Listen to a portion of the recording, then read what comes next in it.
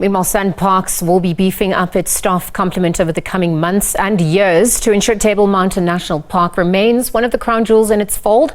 Last year, a spate of attacks on the mountain caused great concern as even rescue teams were not spared from armed robberies. This week, the authority outlined some of the progress made in safeguarding the iconic landmark. Our senior reporter Mariska Botha spoke to Park Manager Megan Taplin. Sometimes the job of reporters and video journalists is incredibly privileged, as we are here today standing in Newlands at one of the offices of Table Mountain National Park. Everybody has the picture of that iconic picture of cable cars moving up the mountain against the face of the mountain. And that's as it should be. That's the image that spread out around the world.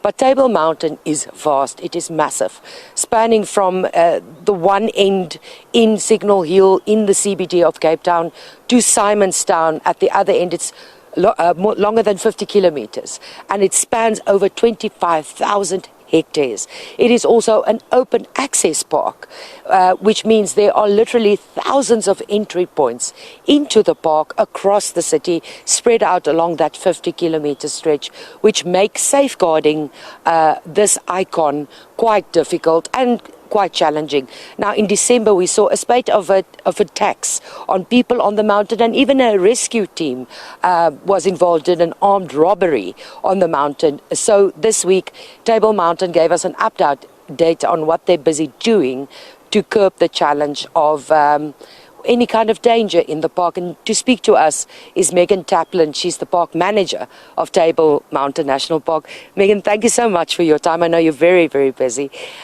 What are you doing in terms of safety measure to safeguard this massive area? Yes, there are a number of safety interventions and collaborations that we've engaged in. We did see the rise last year in crimes that were committed against visitors, especially in October and November, when it reached 33 in November. But because of the interventions that we put in, the figures actually went down in December, January, and only 2 in February. So we had a key arrest of a suspect in December who was operating in the Signal Hill and Lions Head area, and thus we saw that drop to only 6 crimes that happened in December.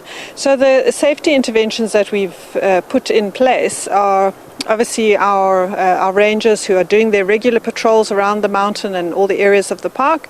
And then we have our special operations team, our sea, air and mountain team, who operates with their canine unit, and they specifically target crimes once they receive information, which we collaborate or bring together in our operations center.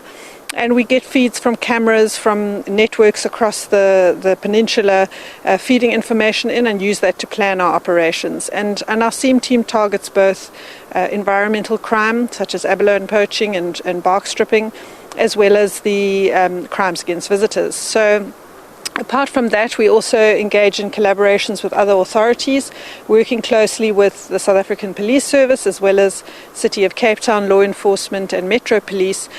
We meet with them regularly to share information and to make sure that we do joint deployments and joint operations, and that's seen a great increase in the number of eyes and ears that are on the mountain targeting crime.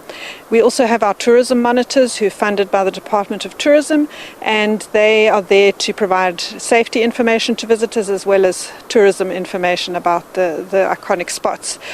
So all of those things come together to make sure that we are targeting the crime, and then we are also doing recruitment as well, because it's important that we have enough people on the mountain. We'll never have people in all places at once, but we have been appointing more rangers in January and February. We've appointed a few, and we'll continue this year to appoint more staff, as well as trying to double our sea, air and mountain team to make sure that they can target all the areas of the park, both terrestrial and marine.